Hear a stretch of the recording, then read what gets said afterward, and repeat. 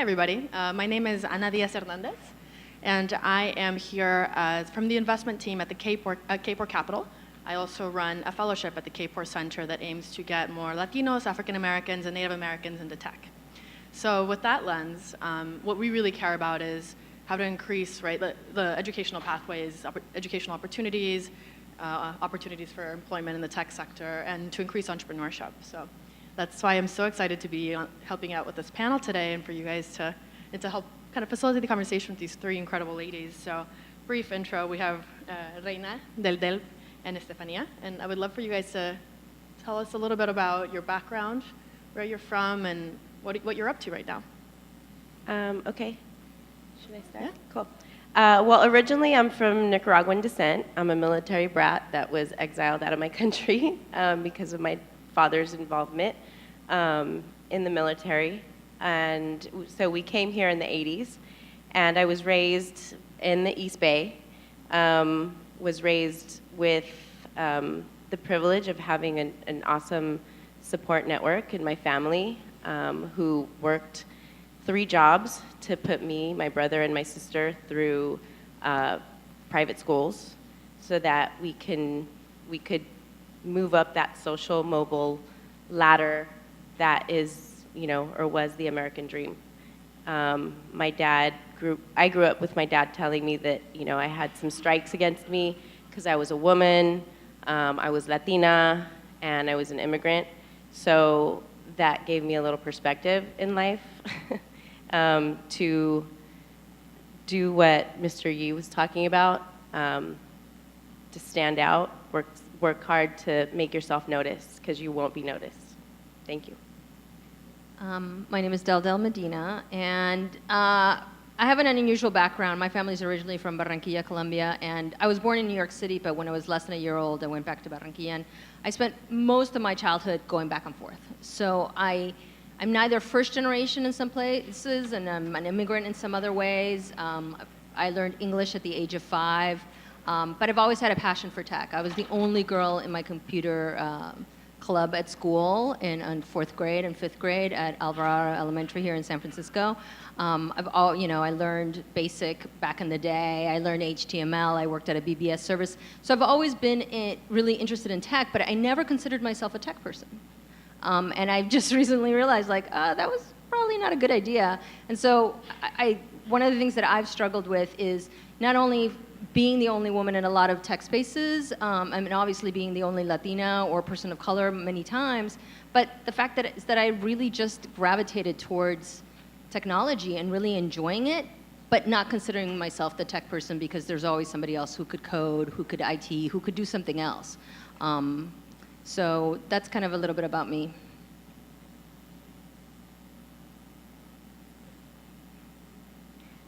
Hello. So yeah, I'm Estefania. I was born and raised in Puerto Rico. I just came to the States last year for my freshman year. I'm studying computer science at Stanford now. So yeah, that's my background. And wait, tell us a little bit about what you did last summer. So last summer I was a Code 2040 fellow. Code 2040 is a fellowship for minority software engineers who want to be entrepreneurs, and it was a great program to get us people from all over the country that want to be here and want to enter the tech space into the actual tech space and meeting people and learning about what actually goes on and seeing it by ourselves. So I love the demographics of our panel here because, we have different age groups, we have different kind of countries represented here, different experiences. I think it really points to the diversity that is the Latino experience in the U.S. and how, it doesn't just stay in the U.S. Because probably due to proximity and how attached we are to family in our home countries, people come back and forth. It's a dynamic identity, right? And I love that. That's definitely part of my story as well. So I love hearing about you guys. So I'd love to hear a little bit about. For those of you who have started ventures already, hear a little bit about your particular companies, how you got started, and what you're up to right now over there. So I co-founded Sleek Geek with 2 other partners. We're an edutech company rebooting education by building the next generation of mobile learning apps. 2 of us are teachers. I've been a teacher my whole life, I think. I started teaching my little brother. I remember teaching him his multiplication tables and being kind of like stern about it. But he knows them. He went into computer science. So I'm a good teacher. And we have 3 apps. We have Uply, which is a student conduct management app, a reading literacy app for reading fluency, and we're working on a math app that is going to be student-driven. Kids are going to be able to write their own content in the new Common Core standards nationwide and score their own content. So give each other feedback in real time. I'm the founder and CEO of Gladys, which is a mobile health app that helps home health associates have a better relationship with their clients and build statistics around how their client is doing, as whether they're elderly or disabled. And so how do you guys think that your Latina experience helped shape how you thought about product or what you decided to start working on as a problem? Well, I think I originally just went into education. I think I've always been an educator no matter what field I was in. I started out in the domestic violence field as a counselor for domestic violence survivors.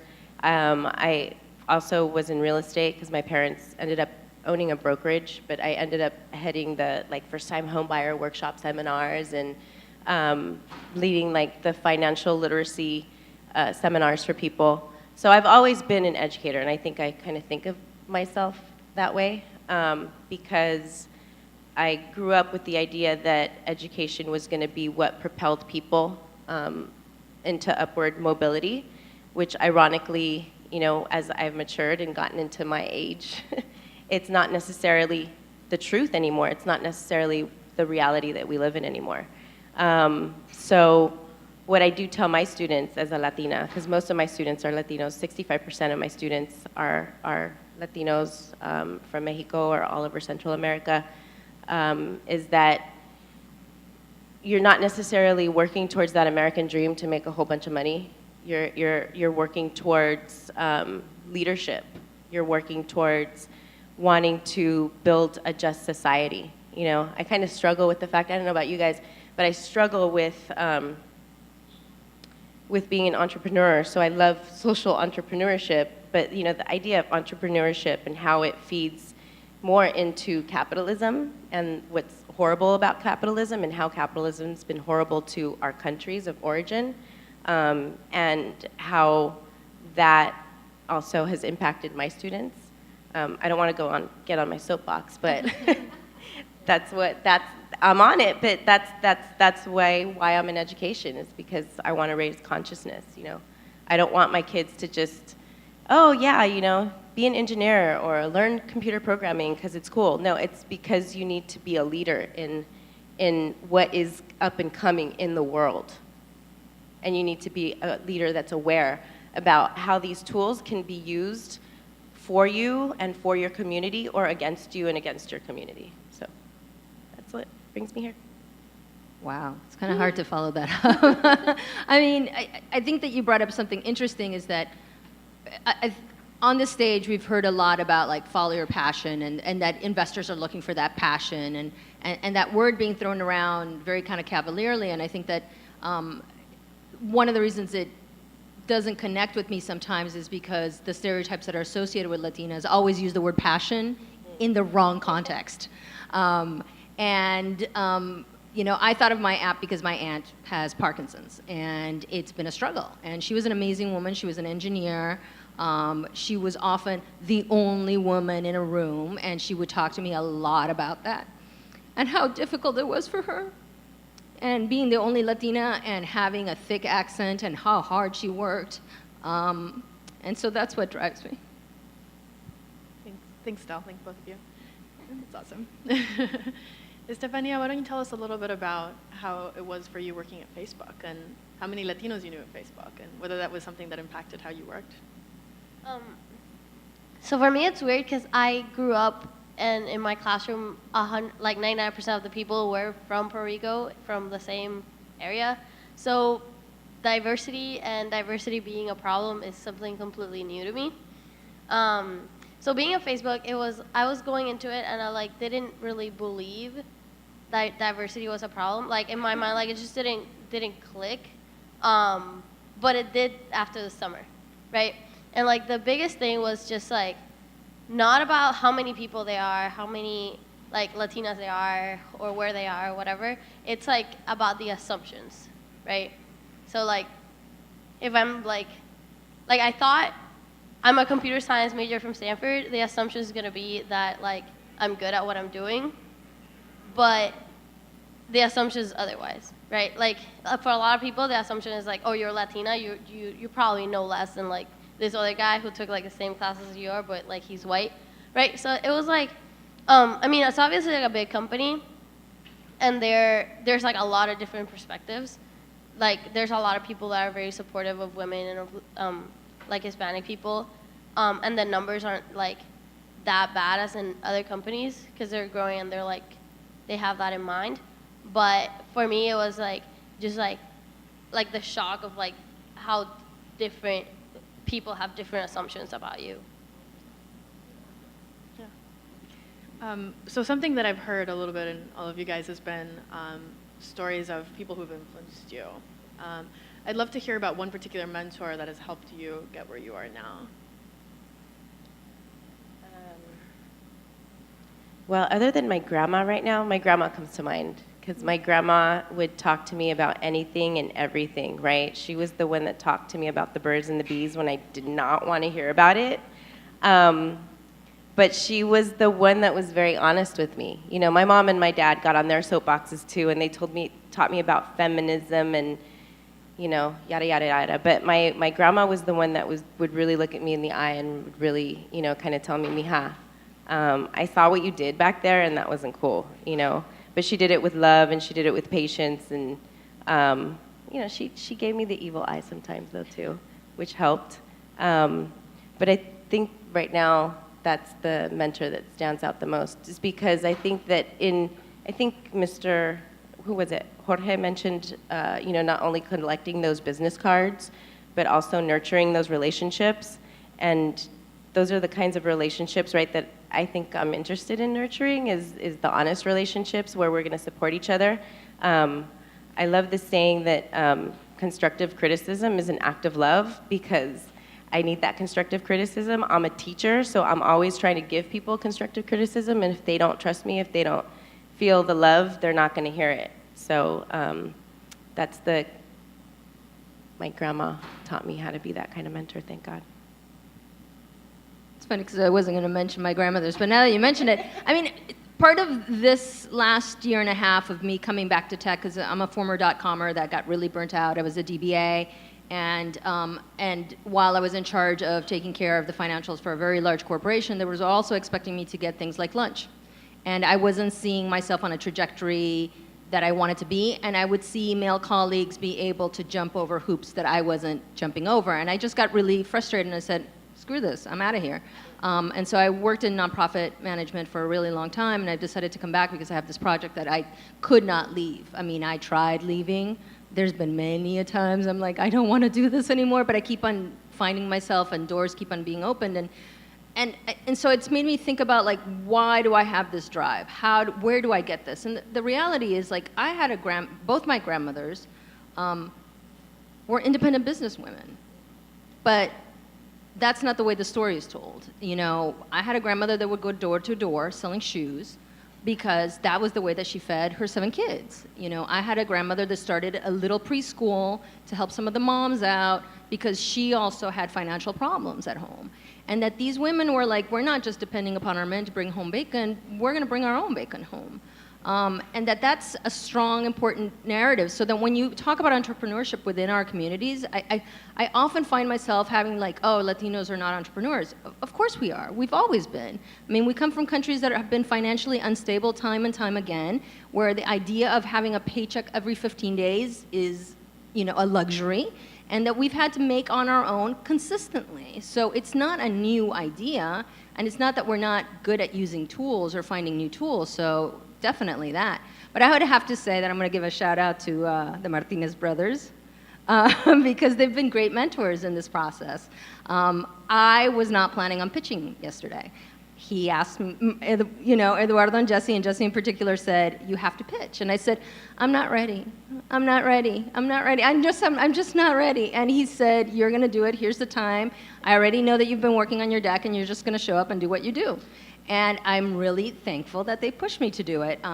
And it was helpful, and I got some great criticism, and I put myself out there. But that's also something that we're not good at, is that we opt ourselves out too often. And that's something that I know I struggle with. And so when I ask people to show up, I mean, because it's difficult for me to show up too. You know, it's not a one-way street here. Like, it's hard for me to be on the stage, but I'm here. And if I can do it, somebody else can.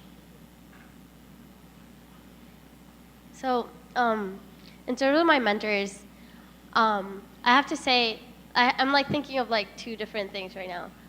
As you said, like, my mom, she was a single mom, like we grew up, and she never had like a 9-to-5 job because she had to pick us up at school at 2:30, right? So she was an entrepreneur. I didn't even know what entrepreneurship was until like recently, but she was always an entrepreneur, right? She was always like hustling, like doing her thing, like making money somehow. I don't even know how. She was just always doing something. And like that entrepreneur, like we were always like in her office, like in her, like with her new project, right? Like she always had like very different things that she was doing. So basically my perspective of like work is not a 9-to-5 job. It has never been like that because my mom's never had that, right? So the reason like I'm entrepreneurial or like I want to have my own company is because I saw my mom doing that, like growing up, right? So she's definitely like my mentor that way. Like she's the person that I'm like entrepreneurial because. And then my two most recent mentors were like my Code 2040 mentors. So I have two mentors that were paired up with me, and I met them through the summer, and it was supposed to be like a mentorship through a summer, but we're still like in communication, and I consider them my friends, right? They're like a couple of years older than me, and they're doing awesome things and leading me and answering my questions and like helping me figure out well, like what I want to do and like how I'm gonna do it and like connecting me with a lot of people and giving me a lot of advice and answering like all the questions I have. So like that's actually been like really amazing. Thanks for sharing those stories, guys. I actually wanted to comment on one person who's been a huge mentor to me, just a shout out. I think he might still be in this room, Teek Chapa. He has been a mentor to many in the Latino entrepreneurship community here in the Bay Area. He's amazing. Really, it's the people in this room who've really allowed me to be here. So congrats to everybody here. Yeah, he's right over there, yeah. Go Teek. Thanks, Teek. So I'd love to hear what you guys have to think about the traditional programmer culture in Silicon Valley. So I worked at Dropbox, and not to put it on blast, but it's pretty programmy. And that's what a lot of startups led by traditional MIT, Stanford bros look like, right? What do you guys think about the programmer culture? How do you see your culture being at your particular ventures, or like whatever you end up doing next? Well, I'm not going to say too many bad things about you, programmer. No. I don't know. You know, it's funny, when you approached me at Manos, I was like, yeah, I've been thinking about this question. What's it like to be a Latina and entrepreneur, you know, Latina in the tech world, whatever.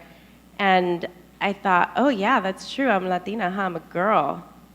I totally forgot that I was a girl because I'm like with so many guys all the time.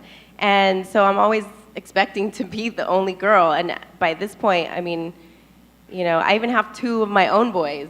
So I'm always, you know, playing, wrestling around, joking around. And my partner is really, he jokes around and he's like, oh, you're the boy in the relationship. So it's really done a job on making me more masculine than I think I would normally already be, you know. But it's real. I find that I have to deal with a lot of machismo within myself and really check that first to be able to kind of check my programmers. You know, sometimes I'm like, wait a minute, I had that idea like 20 minutes ago, maybe like months ago, and you're telling me this now? Why? You know, and it's not because they don't love me, you know, it's not because they have no respect for me, it's just because I think that's really the way it is in some people's minds. It's those assumptions that you were talking about, you know, that are really deeply embedded even in us, and yeah. I think what you bring up is a great point, which is like we all have our own biases. I mean, yes, I came in this package, but I also have my personality, and that I don't know if I would have been able to accomplish the things that I've accomplished without my personality, on one hand. And number two, the fact that I was pretty much, and I just realized this recently, like I was brought up like a son. Like my parents, my mother, who, the oldest daughter out of 7, suffered a lot of machismo in her family. Brilliant woman, was the first one in her family to go to college, and was put down for that within her family, of being too uppity as a result of that. Really raised me like a boy as much as she could, and so did my father. And that as a result of that, because of that, I think I'm really comfortable amongst men and in being within male spaces. And I often don't think of myself as female, I just think of myself as myself. But the flip side of the programmer kind of situation that we have is also some extremely sensitive, caring men that are within the system. And so I have found myself in spaces that are a little bit more of the alterna geek, you know, spaces. And people don't talk about that there's a lot of alterna geeks that are really open, very comfortable with themselves, very LGBTQ friendly. There's a lot of them out there, and that's the flip side of it, but they're not talked about. And they're not talked about how great they are as allies and mentors and friends. And the other part of it is, like, I think a part of my immigration experience and understanding how America works was really because of African American women. Like, African American women have been wonderful allies to me, wonderful mentors as I grew up, because they explained to me, oh, what just happened to you, that's called racism.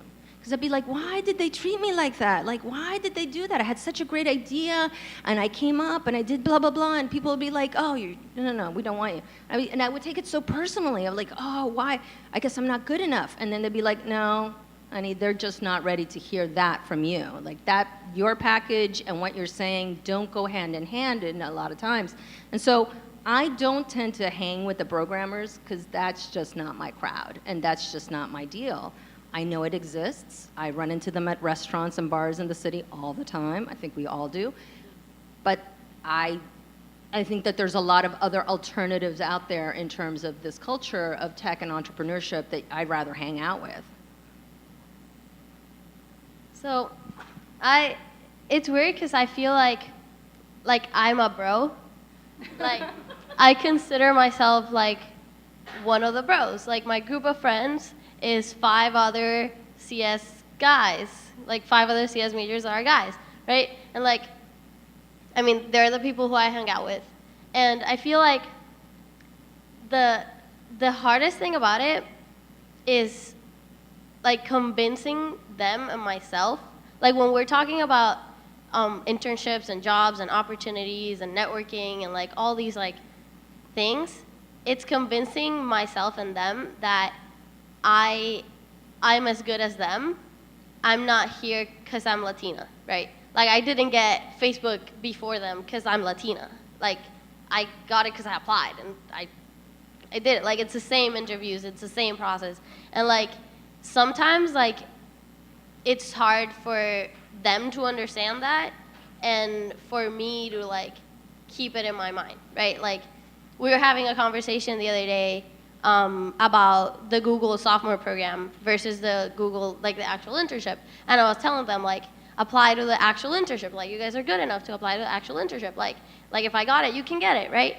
And they were like, oh no, like, I'm gonna apply to the sophomore program and say I'm like, because they're Indian, white and Asian, and they were like, oh no, I should be Latino, I should be, like, I'm gonna say I'm handicapped, I'm gonna say I'm Native American, right? Like, really like inappropriate things about like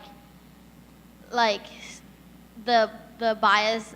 Like they think that I get it easy because I'm a Latina girl and like everyone, like there's so few of us that like everyone wants a Latina girl.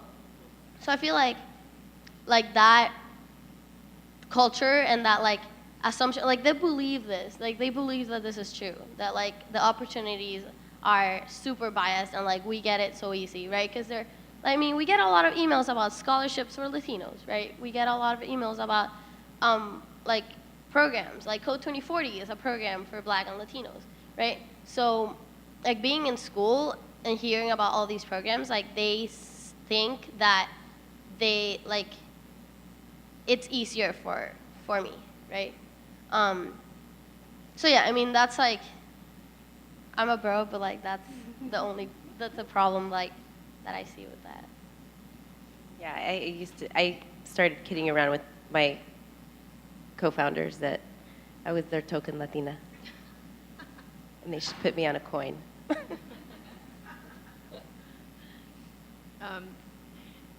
Yeah, I'm legitimately curious because I think people have very kind of conflicting opinions on this. What do you think comes out of a more diverse team? Do you have any concrete examples or anecdotes, anything that you think makes diverse teams better? That's a tough question. Well, but I think what comes to my mind, so in my day job, we are thinking a lot about creating new school models and disrupting education. I know that's kind of what is it called, like a buzzword right now? But I think what's really cool about it is that, and what I really try to get my own students to even think about in terms of diversity, I don't know if you're talking more in terms of like diversity from heritage or gender or background experience. I think it's all of that, right? But it's also diversity within, my tech class. Most of them are like brown Latino kids, Mexican, but they all have different perspectives and they all bring something a little different to, whatever project we might be creating in class that day. So I think that there's many different levels, right, of diversity even within individuals, and I think that that's what fascinates me most about diversity sometimes. It's getting those ideas, right, that may not match or may not look obvious at first, but getting them to somehow fit pieces of the puzzle and make something that people might go after. Man, that was so obvious. Why didn't I think of that? I mean, how many of you have done that, right, with Facebook or whatever? It's like, I should have thought of that.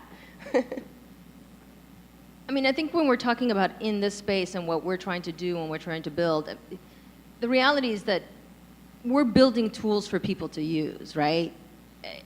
And we're building products and platforms for people to interact with, have better lives, be able to do something that's very, very concrete. It's not some sort of woo-woo, kumbaya moment. We're gonna all hold hands and it's gonna be beautiful because we're the Rainbow Coalition. I mean, we're building stuff. And when you're building stuff for human beings, the people who are building it should reflect the users. I mean, my biggest thing during this last year is like, you can't have the statistics that we have in terms of what does the Latino marketplace can have and do and move.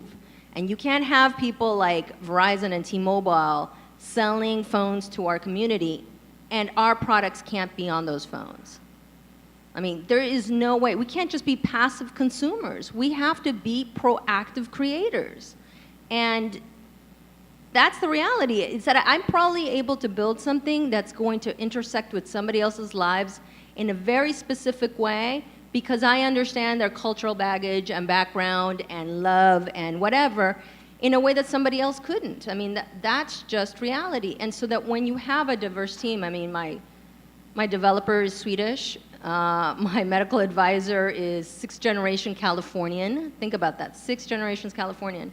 That makes, not only do they have, in terms of their specialties, their their professional background, but within the personal, it's a very different team. And we've had to find ways in which we learn to talk to each other because we have those differences. But the fact is that in that process, we've teased out and we've honed in on very specific things. And that's been helpful. And that I think that if I worked with just a monolithic team of Latinas, like if I had my dream team of Latinas working with me on it, it would be a very different product as a result of that. Though that sounds like a fun thing to do. Maybe we should do that. Yeah, we should have our dream team.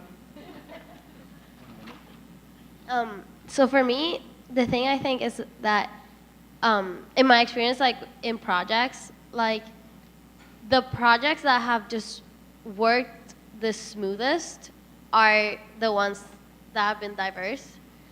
I worked on a team with I want to say 15 girls in high school, and that went really bad. Like it was just we were 15 juniors in high school doing the exact same thing, like math and sciencey girls. It went really bad. Like we were like clashing all the time. It was ridiculous, right? And that's the most that was the team with the least diversity I've ever been in. Most of my other teams, like besides Facebook, were like 3 people, and we were like very different. Like, cause I mean at Stanford, like there's so many different people that to get a group of people doing the same thing at the same time, like odds are we're gonna be very different. And that usually works out really well. I mean, I'm not really sure, besides, what you guys said, the problems that everyone faces are different, so their solutions are going to be different.